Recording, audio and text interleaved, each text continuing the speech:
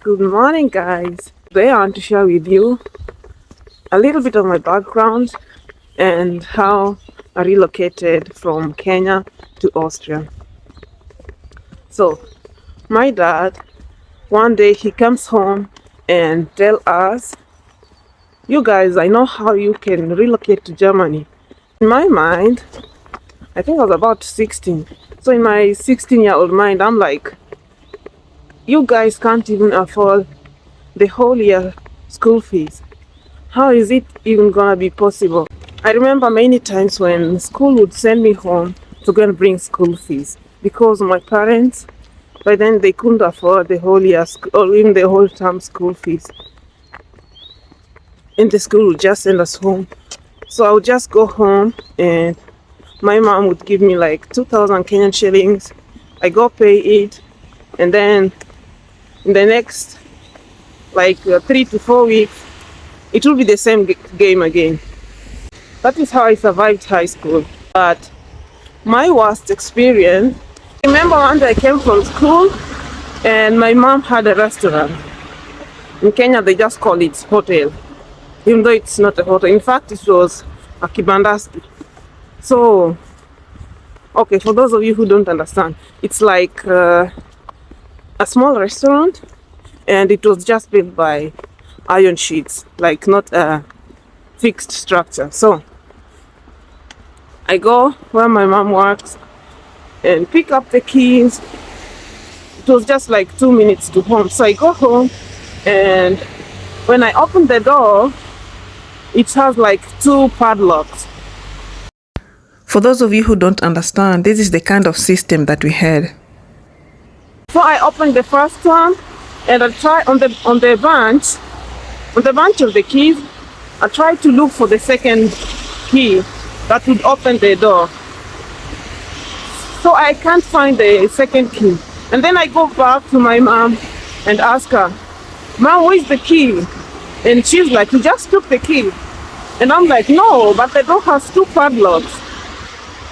So what we came to realize was that the landlady, she came with a second padlock and closed the door because my parents couldn't afford to pay the rent in time.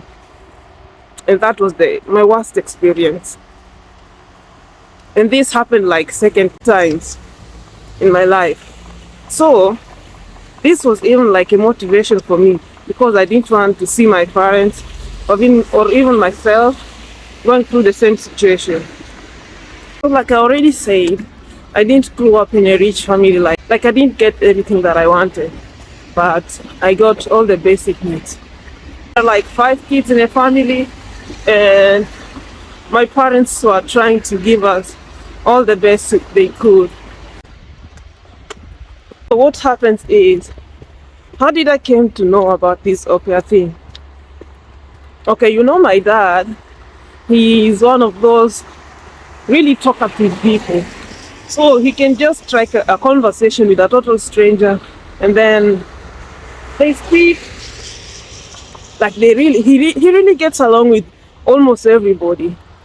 So they make stories, and then later on you ask him like, "Dad, who is this?"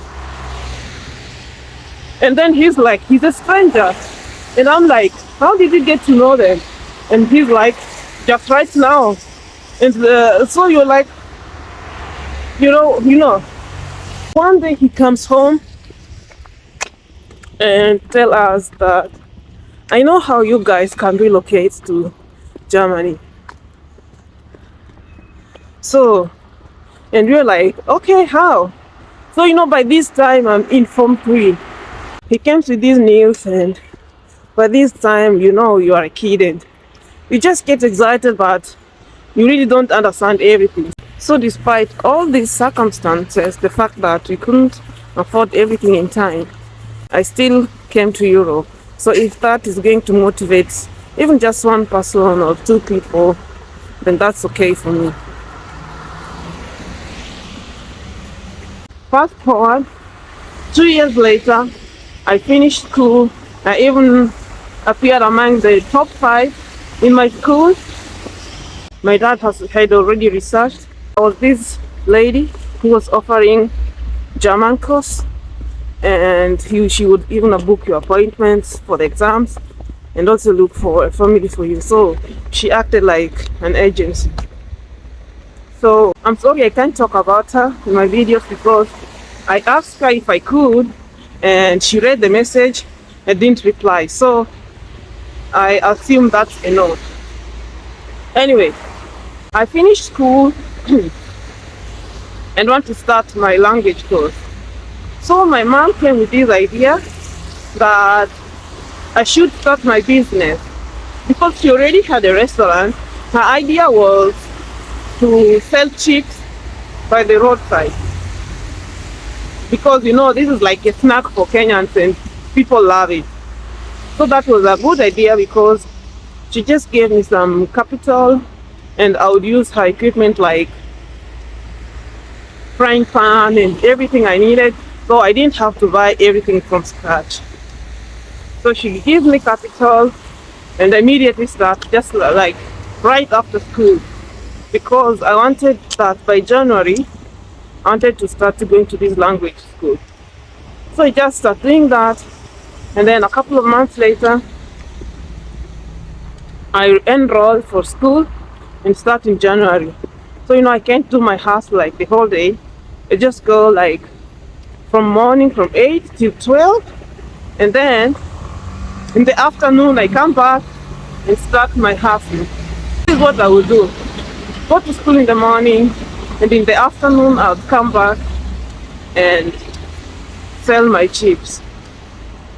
And people loved it. People love me. So I had like customers really quick because my mom had already a restaurant there and it wasn't that difficult to find customers. I won't hijack her customers. So by this time my parents have their hands full because we are 5 kids. My elder brother is in university and my younger siblings are also in school, like 2 of them are still in school. So my parents can't finance like everything, so I have to hustle by myself to even pay my language school, the examinations and everything. I also need fare, so I need fare to go to Kisumu because we don't stay inside the town, and then I need the fees for the language school. And I finished Form 4. I also did have arrears. Parents didn't pay the whole fees. So when you finish school, that's your own problem most of the time. So I have these arrears that I want to finish paying because I'd like to take my certificate with me. I mean, the certificate wasn't like a requirement, but my vision was when I come here, when I finish the Aupair thing, I want to study. So that's why it was very important for me to take my certificate with me. Early in the morning, from 8 to 12, I go to school, and when I come back home, that's when I start my business, like, peeling the potatoes and cutting them and frying them and just doing basically everything I have to do. So it's not easy, but I have to do it. So I do this until 8 or 9 because that's when the customers stop coming, and like 7, 8, it's the peak hours. So you can't say I'm leaving business earlier. So by 9 when I finish, that's when I go home and start studying because I also want to pass my German examination. This is what I do for like 6 months or 4 months, and then I get a family that is willing to take me earlier than I thought.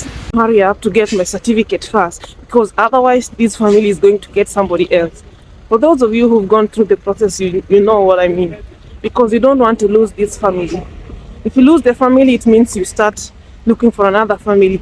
I decide to continue like a crash course, and I was now going to school from 8 to 2 o'clock in the afternoon and had an exam appointment booked, and the only exam that they allow is the Goethe Institute in Nairobi. So I had to go to Nairobi to do my exams. So I continue with my German course, the crash course, and do whatever I can with my hustle. But at this point, I'm not like making enough money. And you know, my parents, they have their hands full. My parents, they can't afford like everything. So I'm even beginning to wonder if we'll make everything in time for me to go. So I just continue. I hustle my way, and my mom helps me a little bit whenever she can. Okay, so I get to do my exams, and then the results come. So for you to pass the exam, you need like 60%. And you guess what? What did I get when the papers come back? I got like 61%. I'm like, das war knapp. The German would say das war knapp, like I was so close to failing. So I had like 61%, and I'm happy with the result because I don't have to get like 100%. I gave my best, and that's what came back. So it is what it is. So I'm happy, and then now is when I start to get busy with my Form 4 certificate, because you know, like I said, I had arrears, and now is when I have to pay for the arrears to go pick my Form 4 certificate plus the living certificate. So I continue with the hustle and get the money, go to school, pick up my living certificate plus my Form 4 certificate, and I start processing for my passport. You guys, it's a total mess because, you know, I had the ID and I did a mistake because the name that's on my birth certificate is not the same as the name that's on my ID. And you know, this is a total mess because you are into troubles when this happens to you. So the good thing is that my Form 4 certificate, the name I had there and the name I have on my ID is the same. So I have to go and correct the name on my birth certificate. And this was a whole struggle. So I go to the offices in Kisumu, and they tell me they want this, they want that. And they're like, how comes you have different names in your papers? I'm like, okay, so basically what happens, my name is Marceline, and on my birth certificate, it was like M.A. And I basically don't like Marceline, like, I don't like it. So what happens, I just change it on my ID. You know, I didn't go to apply ID the same way everybody does, because it was just before elections and they came to school. So you know, you're just doing stuff. I'm like 16 at this time. You're basically a child and you're just doing stuff the way you want. So I just apply for it with the name that I want, and then I go ahead and use the same name on my certificate, on my KCSE certificate. So I didn't even think that the name on my birth certificate is different. So that's how I got into trouble. So they want some money, you know, Kenya. So I just go ahead, and by God's grace, they get to do everything as wanted.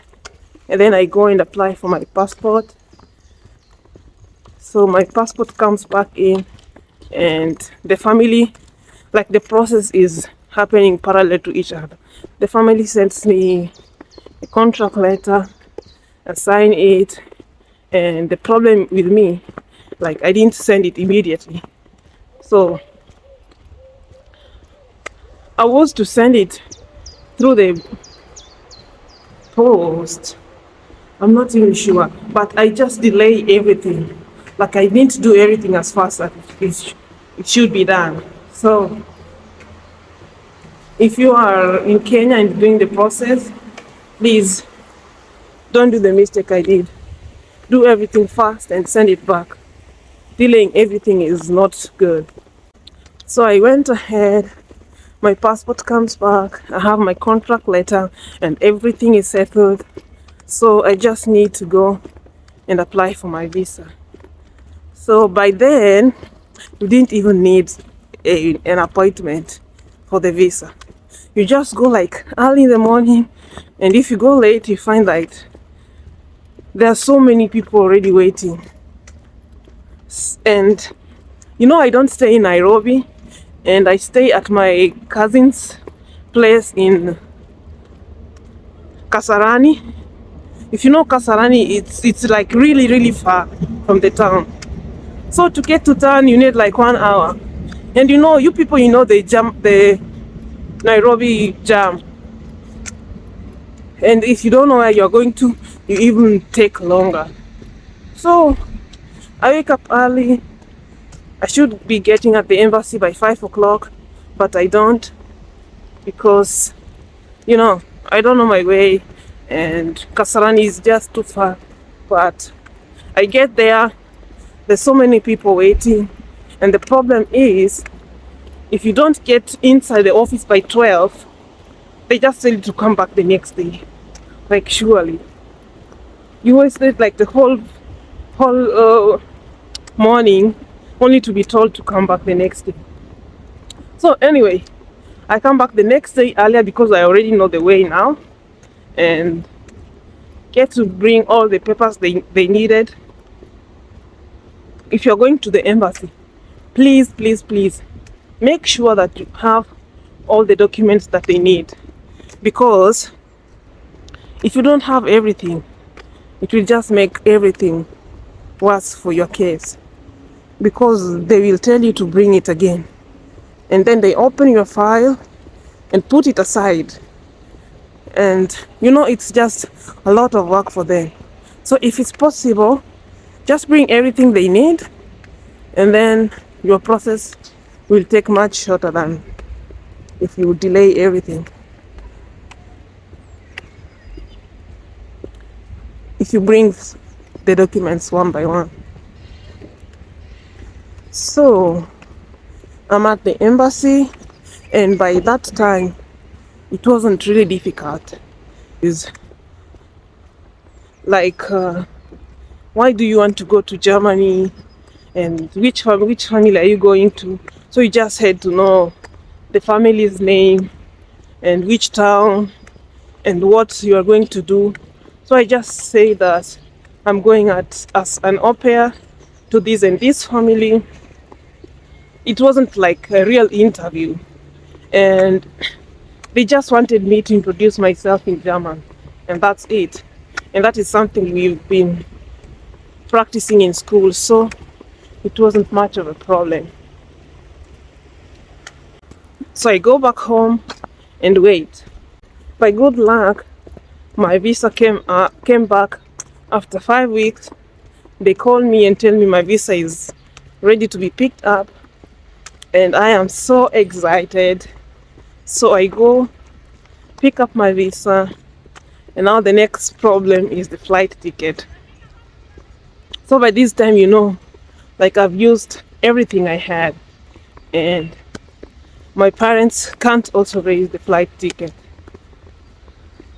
So to the family if they can pay my ticket, and then I'll refund them when I start working. They said yes, it's okay. They paid, I think it was like 400 or 400 and something euros. So they pay for it, and when I get to Germany, I start paying it back. Like every month I would pay 100 euros. So, you know, by this time, as an au pair, you earn 260 euros in Germany. And then every month they take their 100 euros. So I just have like 160 euros. And you know, your family is back home and there's problems and you want to help. Okay, I just realized that I skipped the flight process. Okay, so the family paid for my flight, and then my parents, they bring me to Nairobi. Like, you know, our daughter is going abroad, we have to bring her to the airport.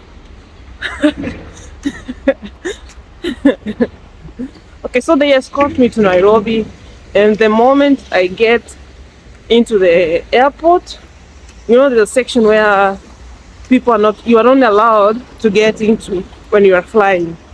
So that's when the shock comes in, like, I'm leaving home. I'm just 18 years old. I'm leaving home. I'm going to a different country. I don't know anybody there. I don't know if I'll manage everything, from the calls to the food to the language, like basically everything, you know. So that's when when I start getting the stress, and I'm just so unhappy. I'm so unhappy. Somehow it's just mixed emotions, you know.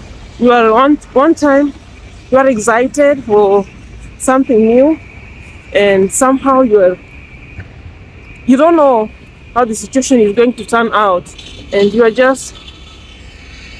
afraid, you are excited, and somehow I'm happy because I just said goodbye to my parents, and it's my first time I'm flying all by myself, so it's just a total mess. Anyway, somehow I get my way, and I get to Frankfurt am Main airport, and I fly with the Turkish Airlines.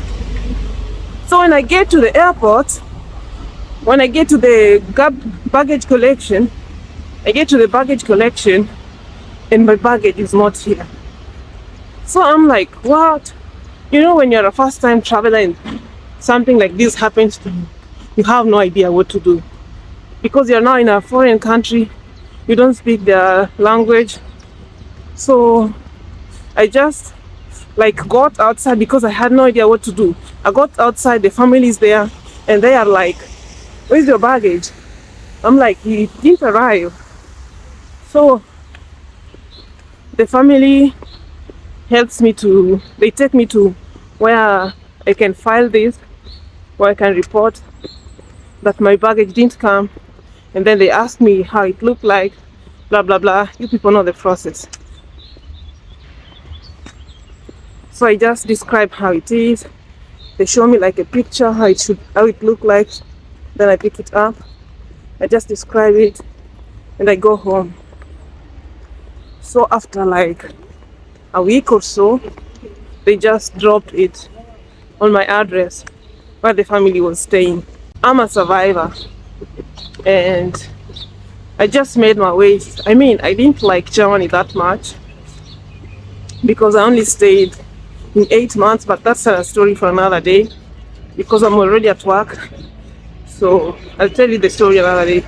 So I didn't like Germany that much, and I only stayed for 8 months and looked for ways how I can relocate to Austria, and did that. And surprisingly, Austria turns to be much better than Germany to me. I know there are people who are settling, or people who came to Austria and relocated to Germany and swear by it that Germany is better, but it didn't work out for me, and I'm happy in Austria. So anyway, I hope you enjoyed the video. If you're new to my channel, welcome to Huku Austria, your #1 diaspora YouTube channel, and I was your #1 host, Masiwa Austria.